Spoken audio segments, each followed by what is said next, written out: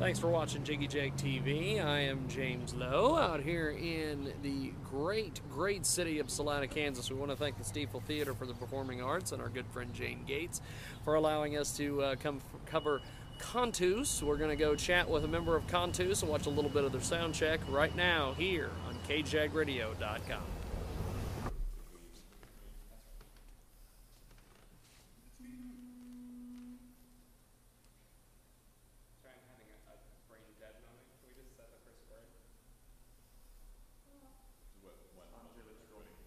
Oh, thank you. Sorry, that's why I'm having trouble. Angelus Domini, nunciavit Mariae, et concepit Spiritus Sancto.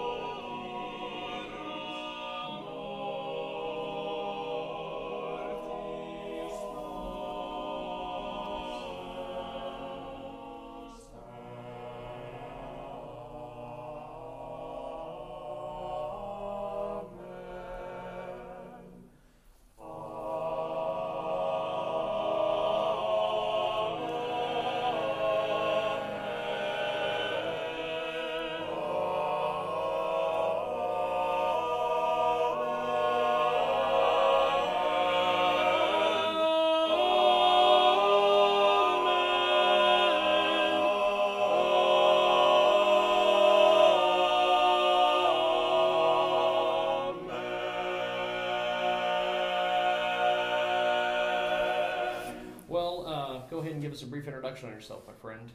My name is Sam Green. I sing bass with Cantus. This is my second season with the group.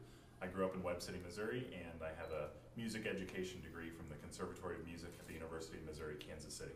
Wow. So you went from being an educator to being in one of the most famed vocal groups in the country. How did this happen for you? Well, I've always been a performer. When I lived in Kansas City, I sang with the Grammy Award-winning Kansas City Chorale, and I also sang under the direction of Simon Carrington in his self-named Chamber Singers. And after I graduated college, I got a job teaching choir in my hometown, actually, in Webb City.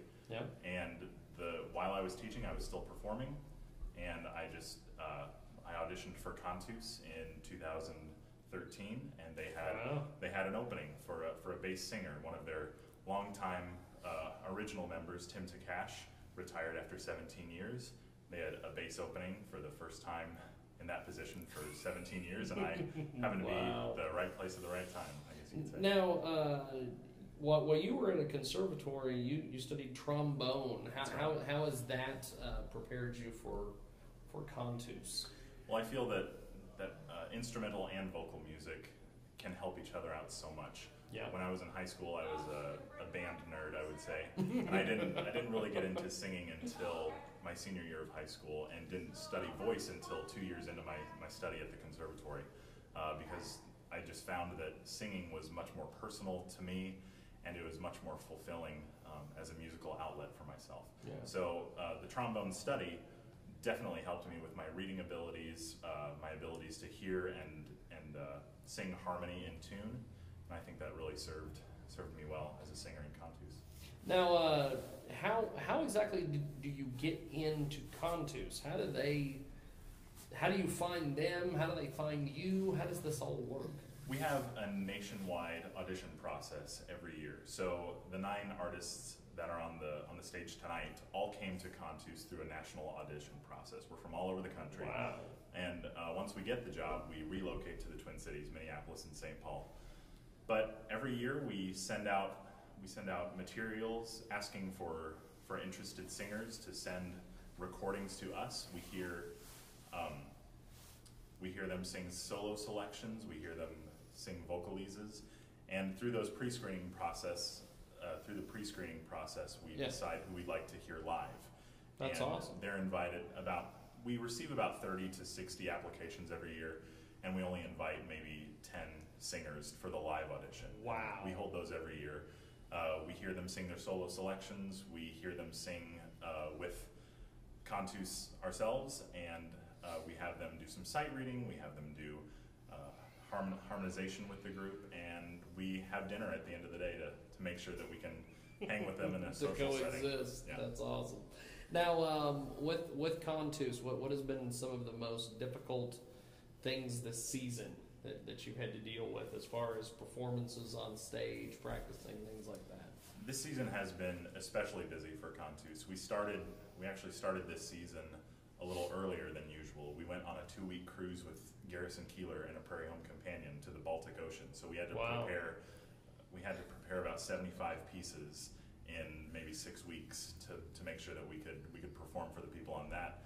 And then Christmas time was also very busy for us. We had 22 performances in 25 days.